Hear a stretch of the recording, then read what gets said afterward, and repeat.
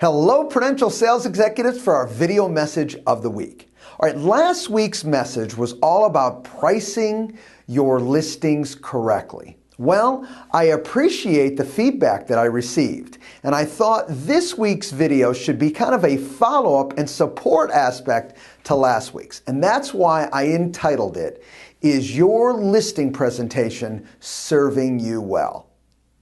You know, when we talk about different aspects of pricing your property or taking a listing or dealing with sellers, it all comes down overall to one key point, and that is, how strong is your listing presentation? Now today I just wanted to give you a couple thought processes to think about as you build your presentation. First of all, the title I utilized, I think, is a key question you have to ask yourself. Is my listing presentation truly serving you well? So what does that mean? Well, to me it means a few things. One, you're able to take listings. Okay? You don't fall into the trap of using the market as an excuse or using another agent's tactics as an excuse. Well, they always come in and discount, or they'll price the property at anything the seller says, so that's why I lost that listing.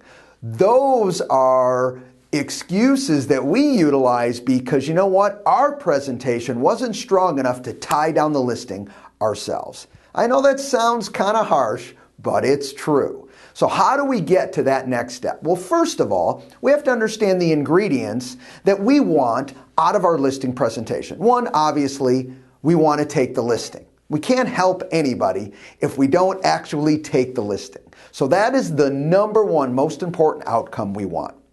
Secondly, we want to get a well-priced listing that not only is well-priced to sell, but maximizes our seller's equity.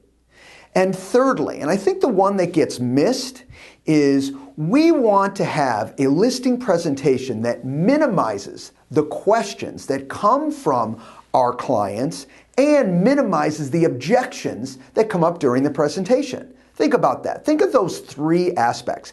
If we could minimize the questions, because we do such a great job in our presentation and build confidence, we minimize the objections, again for the same reason. The sellers are comfortable, we've built confidence, they look to us and they say, you know what, this is the expert that I want to sell my property successfully. All right, and we get the listing and it's priced effectively, maximizing the seller's equity along with getting it effectively sold as soon as possible. Now that's a powerful opportunity. Well, to do that, as always, that doesn't happen by accident. And the message, overall message today is, I want you to internalize this next point, and that is, do you actually have a consistent process that's premeditated that you utilize and depend upon every time you go into a listing presentation? Not is it, you know what, I'm kind of fly by the seat of my pants, I'm very good at what I do, I haven't used a listing presentation in so long. Those types of comments will tell you that, you know, you're going to fall into the trap of having the market or another sales executive bite you or take business from you, ultimately thousands of dollars, and other opportunities that goes along with building that relation with the client. This will happen because you haven't committed to a consistent process. All right, when you know you have a consistent process, you can basically label it step 1, step 2, step 3, step 4. Now don't be confused here. You have the consistent process, but that doesn't mean the presentation, okay, doesn't go differently based on the questions, the size of the property, the marketing aspects of it. There can be differences to it, so don't miss this point. But the process, regardless of the bits and pieces that happen during the presentation, your process is the same. It's dependable, it's consistent, and it's effective.